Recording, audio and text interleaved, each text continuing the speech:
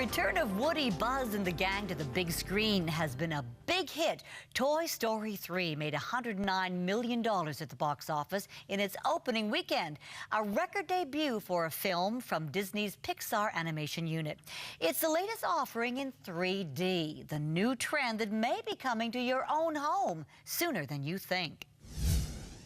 Well, it used to be that when you watch TV, you'd get up, turn on the TV, sit down, get up again, change the channel. You'd have your horizontal hold or your vertical hold. Now we're hearing things like HD, LCD, 3D.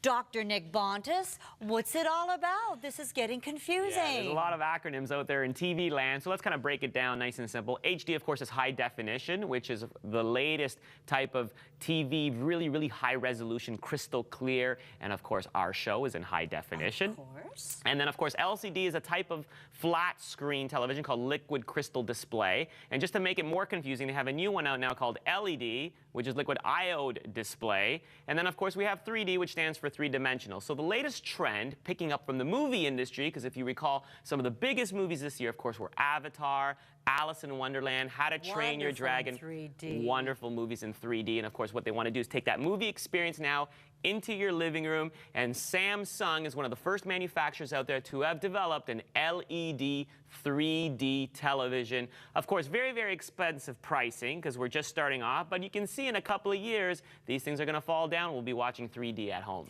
So the same old glasses, though? You use the same old glasses that are, what, decades old? That's right. Some of the manufacturers are still using the glasses. Of course, they're more sophisticated now. They have actually LCD glasses for you as well that adjust and, in fact, communicate with the television through Wi-Fi to make different adjustments for light as well as different colors. So, you know, as the world goes on, we continue with advancements in technology. So what do you see out there on the far horizon? Far horizon. Let's not go too far.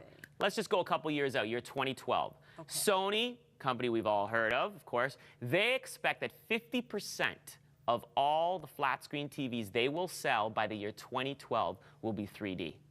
Which is quite amazing because it's only 2 years away. So I'm actually very excited. And of course, this has been driven by two big studios, Disney and DreamWorks, because they now want to create this new 3D experience in the theater, and they want to bring that 3D experience at home as well. Now, what we haven't figured out yet, of course, is industry standards. That's why some of these 3D TVs require you to wear the glasses, and some of them don't require you to wear the glasses. Of course, I hope that we get to the point where we don't have to wear the glasses, because sometimes you can feel a little dizzy and claustrophobic in the theater. Have you ever had that experience happen to you? Yeah, and they look kind of goofy, too. Yeah. I mean, with all the innovations around you to be wearing those little cardboard glasses. Kind of nostalgic, though, I must admit.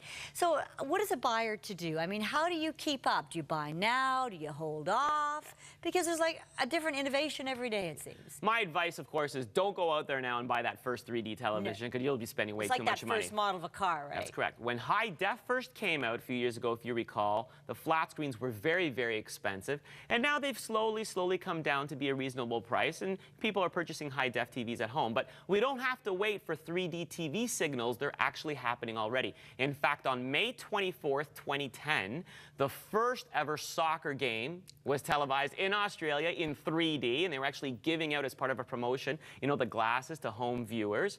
We also had in the year 2010 the Masters, the golf tournament. The Golf Channel actually showed segments of the Masters in 3D. So that's very exciting. So the good news is that as more broadcasters start filming in 3D, then you'll have people purchasing those flat screens in 3D as well. So always good news is in high definition. In a couple of years, we'll be in 3D as well. And you'll be able to watch all your soccer games for your Greek teams you'll be rooting for in 3D too. That's right. Thanks, Nick. Good to see you, as always, in 3D. Thank you. I get to see you in 3D anyway.